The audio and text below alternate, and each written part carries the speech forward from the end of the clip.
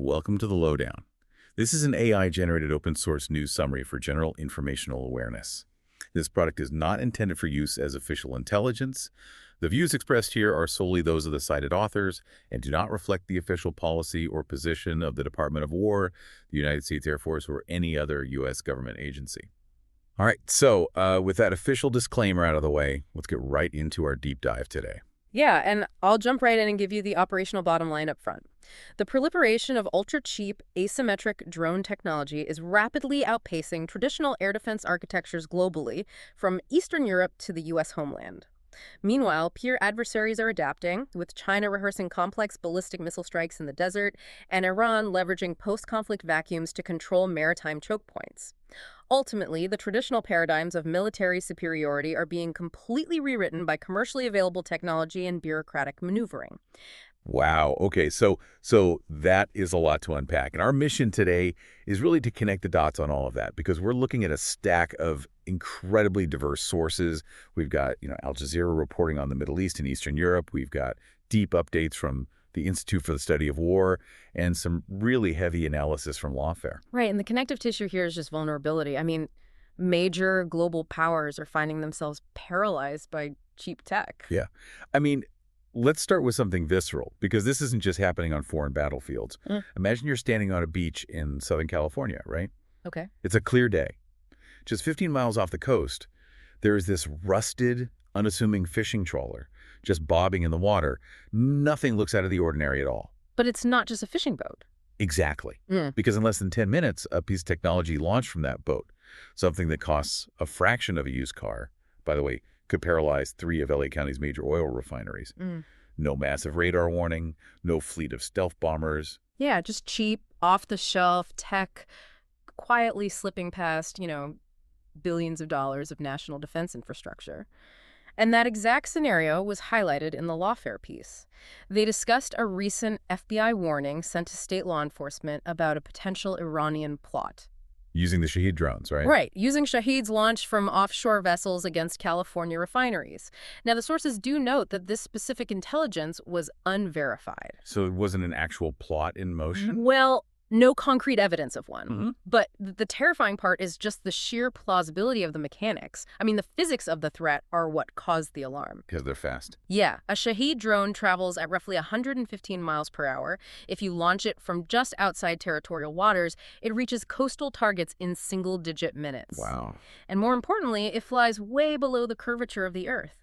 Our domestic air defense was built to spot incoming intercontinental ballistic missiles, not something the size of a moped skimming just above the waves. Right. But the lawfare analysis makes it clear that the Shahed drones are almost the lesser concern compared to the sheer volume of those smaller drones. For first-person view drones, yeah. The FPV kamikazes. Yeah, the FPVs. I mean, the numbers here are just staggering. Ukraine produced 4 million of these in 2025. And their target for 2026 is 7 million. 7 million.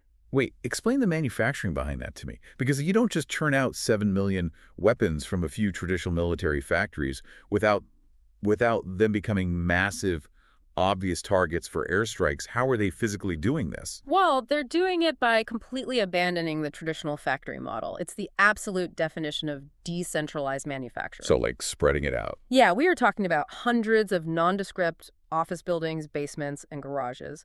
The operators use banks of commercial 3D printers to just print the chassis. Just standard 3D printers. Exactly. And then they buy standard, commercially available drone motors, batteries, flight controllers, literally the exact same dual-use components a hobbyist would buy to build a racing drone. Oh, wow. So they just ship these parts in through totally normal civilian logistics chains. Right, which makes it practically impossible for an adversary to embargo the supply. It's only at the very final stage, hidden away in some basement, that they strap an explosive charge to it. Transforming a toy into a guided missile. Exactly. And that dual-use nature makes the supply chain unstoppable, which leads to this really chilling comparison in the lawfare piece. Right. They talk about the threat of these cheap FPV drones falling into the hands of terror groups like ISIS or Hezbollah. Yeah. And they compare the potential public panic to The 2002 Washington, D.C. sniper attacks. The psychological parallels there are really striking. I mean, during those 3 weeks in 2002, two guys in a highly mobile blue sedan managed to paralyze the entire D.C. metropolitan area. People were terrified to just pump gas. Or walk across a parking lot. Because the threat was invisible, random, and could strike from a distance without warning, law enforcement was basically chasing a ghost. So now put yourself in that scenario today, but amplify the tech. Imagine you're sitting in a packed college football stadium, and a terror group decides to use kamikaze FPV drones. The pilots wouldn't even need a line of sight. No, they could be sitting in an apartment 3 miles away, just looking through VR goggles. Yeah. And if you're thinking, well, surely law enforcement can spot a rogue drone, the sources point out how monumental of a challenge that is. It's a massive challenge. The FAA says there are over 837,000 registered drones in the U.S. In Los Angeles County alone, there are over 12,000. So how does a police officer at a stadium separate the signal from the noise? How do you look up at the sky and distinguish a hobbyist taking panoramic photos from a lethal threat? Especially when you only have seconds to react. Exactly. And the reality is, law enforcement practically can't make that distinction visually. Historically, the defense against this was never visual anyway. It was electronic. Right, radio jamming. Yeah. You flood the area with radio frequency noise to sever the communication link between the drone and the pilot's controller. The drone loses its signal and either drops out of the sky or just automatically returns to launch. Except the technology has already sprinted way past that defense. I mean, relying on electronic radio jamming now feels like trying to stop a flood with a chain link fence. That's a great way to put it. Because lawfare mentions drones are bypassing radio signals entirely now. They're being tethered to their controllers using spools of ultra-thin fiber optic cable. Which is wild. We are talking about a physical glass thread that can stretch up to 20 kilometers, just unspooling from the drone as it flies. 20 kilometers of cable. Yeah. And Hezbollah is already deploying this technique in Lebanon. Because the command inputs are traveling as light through a physical glass tether, there is zero radio frequency emitted. So there's literally nothing in the airwaves to jam. Nothing at all. And if they don't want to use a physical tether, they are shifting to AI. Yeah. Fully autonomous, AI-driven navigation. So the drone is launched, and it uses onboard visual recognition software to match the terrain to a map, find its target, and strike. No human pilot. Which removes the human from the loop entirely during the terminal phase of the flight. An AI-driven drone doesn't need to phone home for instructions, so again, jamming is completely useless. Our primary defense strategy is just becoming obsolete. And if we want to see what happens when that chain link fence fails against this flood of drones, we just have to look at Russia right now. Yeah, the updates from Al Jazeera and the ISW paint a picture of a superpower just bleeding from 1,000 tiny cuts. Because Ukraine's long-range drone strikes are hitting incredibly deep inside Russian territory. They hit the Kapotnya oil refinery right inside Moscow. They hit gas plants in Orenburg, which is over 1,200 kilometers away. And factories in Yekaterinburg, which is over 1,800 kilometers from the border. The psychological concept of a safe rear in a war zone is just gone. And the economic toll is compounding too, right? Well, absolutely. The sources detail instances of literal oil rains falling on neighborhoods in Moscow after refinery explosions. Oil rains. Yeah, and it's causing severe gasoline shortages, to the point where Russian authorities actually had to lift travel permits for fuel tankers in Moscow just to keep basic supply chains moving. Wow. We're seeing rolling power outages in occupied Crimea, too. The Kiel Institute refers to this whole broader phenomenon as structural exhaustion. Which sounds like academic jargon, but the reality is just brutal.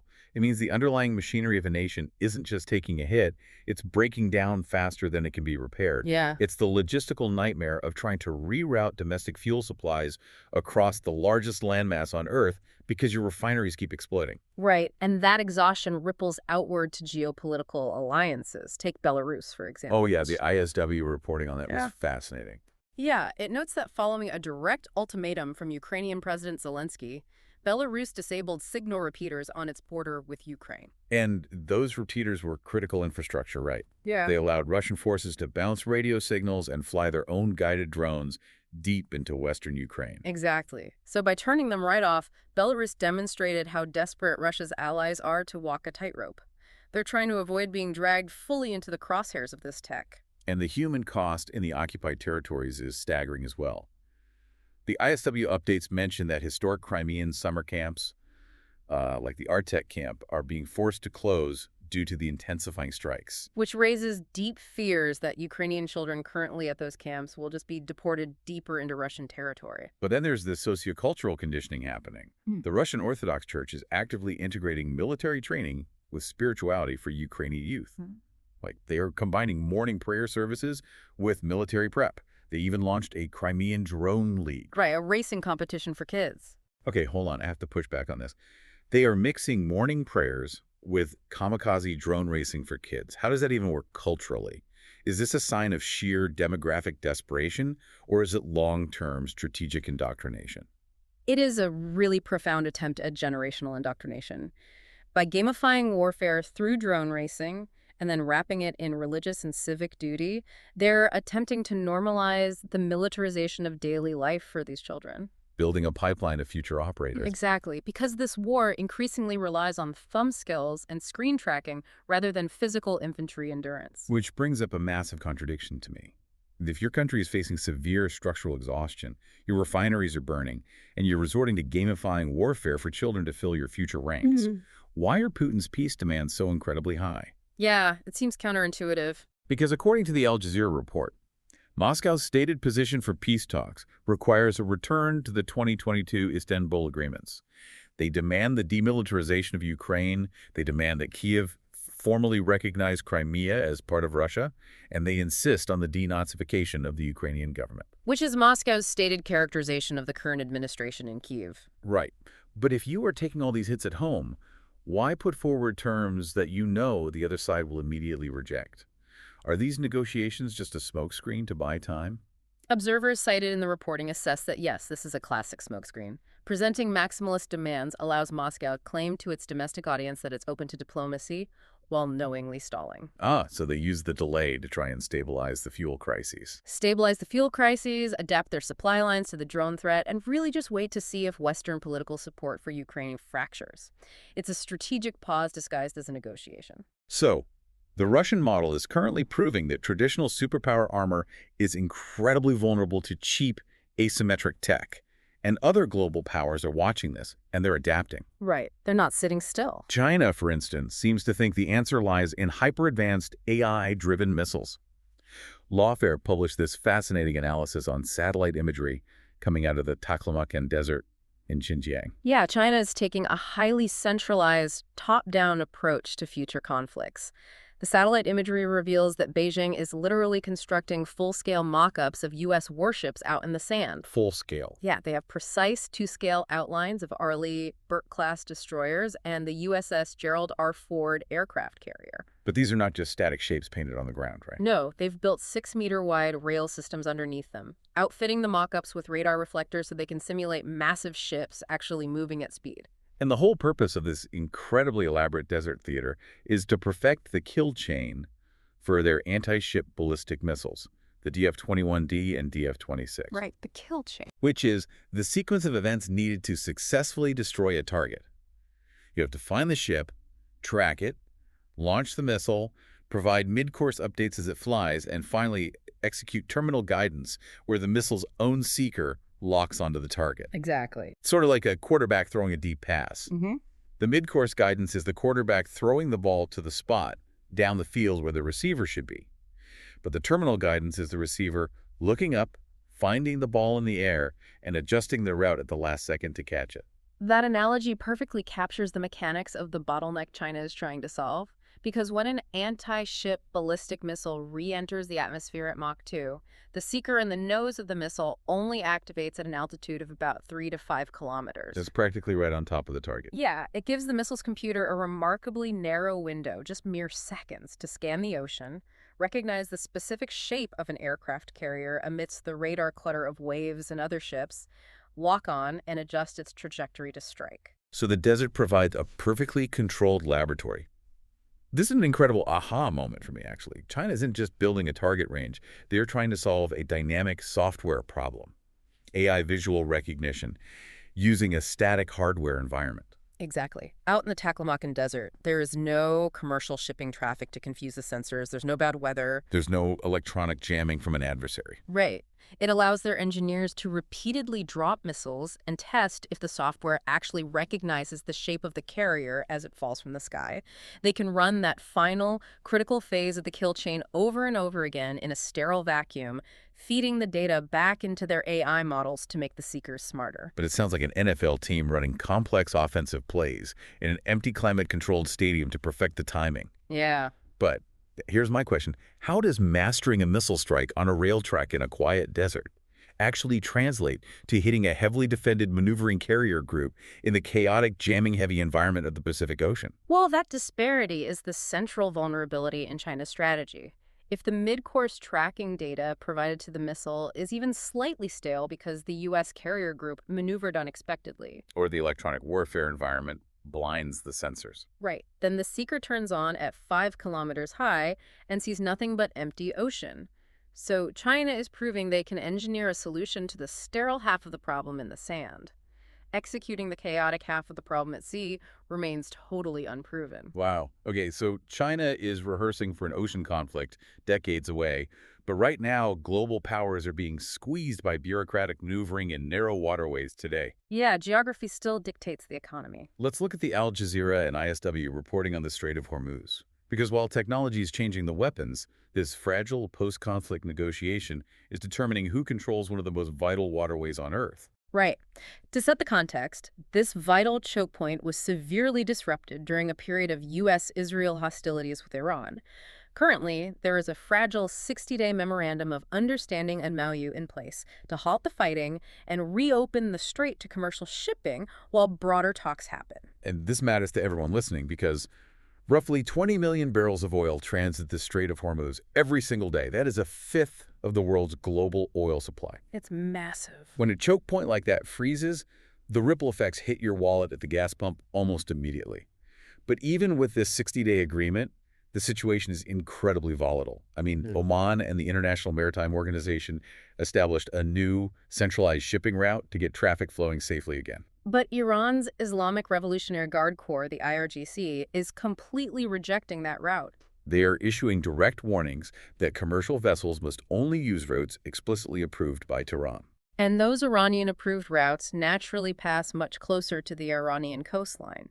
Iran claims the Omani route was announced without their coordination and poses safety risks due to uncleared naval mines. But fundamentally, this is a maneuver to maintain physical proximity and absolute leverage over the shipping lanes, isn't it? Absolutely. And then there's the looming threat of the fees. Right. The agreement states that Iran will waive transit fees for 60 days to allow for these demining operations. But the heavy implication, as noted by observers, is that once those 60 days expire, Iran might introduce mandatory transit fees. Perhaps rebranding them as environmental or security tolls for safe passage. Okay, I have to interject with a critical observation regarding the Strait of Hormuz here. Go for it. If 20 million barrels of oil transit this strait daily, and Iran starts unilaterally charging environmental or security fees, isn't that just state-sponsored piracy rebranded with bureaucratic paperwork? Well, legal scholars and international diplomats would validate that exact assessment. Under the UN Convention on the Law of the Sea, vessels have the right of transit passage through international straits. It is a foundational pillar of global trade. And U.S. Secretary of State Marco Rubio has stated firmly that the Strait of Hormuz cannot be tolled. Right. Exactly. He warned that if ships are threatened or if traffic stops because of these unilateral demands, it'll be considered a direct violation of the MOU. Because if a state successfully imposes tolls under the guise of security, it erodes centuries of established norms regarding the freedom of navigation. It's an absolute powder keg. So how do you diffuse a situation where one country holds the global economy hostage over a strip of water? The ISW reporting highlights regional diplomatic efforts trying to find an alternative off-ramp. Qatar and Saudi Arabia are attempting to facilitate broader economic frameworks and reconciliation summits between the Gulf states and Iran. Trying to integrate them. Right. The goal is to integrate Iran into the regional economy deeply enough that they have a vested interest in keeping the strait open, rather than seeing it solely as a tool for extortion. Makes sense. And additionally, the broader post-conflict management extends beyond just the water. I mean, briefly looking at southern Lebanon, we are seeing discussions between the U.S. and Israel regarding a pilot program for the Lebanese Armed Forces, the LAF. To backfill the IDF, right? Yeah, the plan involves U.S.-trained LAF personnel stepping into positions vacated by the IDF to monitor ceasefire violations and prevent a resurgence of hostilities. It's a really delicate, multifaceted effort to build a new regional architecture. Wow. Okay, so when you take a step back and synthesize this massive stack of sources today, what is the unifying thread for you? We are watching the global landscape being structurally reshaped simultaneously from the bottom up and from the top down. From the bottom up, you have incredibly cheap, decentralized FPV drones paralyzing traditional militaries and threatening the fundamental security of urban centers everywhere. Yeah. And from the top down, you have superpowers like China relying on hyper-advanced AI to rehearse massive carrier strikes, while regional powers test the limits of international maritime law to control economic choke points. The systems that kept the world relatively stable, radio jamming, traditional factory logistics, freedom of navigation laws, they are all failing stress tests at the exact same time. And for you listening, this is exactly why diving into these sources matters. Because the geopolitical tectonic plates are shifting and the tremors reach you directly. The concept of a distant war happening over there is over. It really is. It's the price of gas determined by bureaucratic piracy in the Strait of Hormuz. Or it's the future of public safety at your local events due to unjammable drones. The technology has brought the front line right to the horizon. It demands a total rethink of our defensive postures, our legal frameworks, and our civic infrastructure. The old rules simply no longer apply. Which leaves us with a really chilling concept to mull over on your own. We discussed how fiber optic cables and autonomous AI are making drones unjammable. Right. But if these signal-less, autonomous kamikaze drones become standard for both global warfare and domestic terrorism, how does a society adapt to protect its public spaces when the skies are filled with machines that literally cannot be reasoned with, jammed, or remotely shut down? That is the defining question we have to answer. Thanks for joining us on this deep dive. Stay alert out there.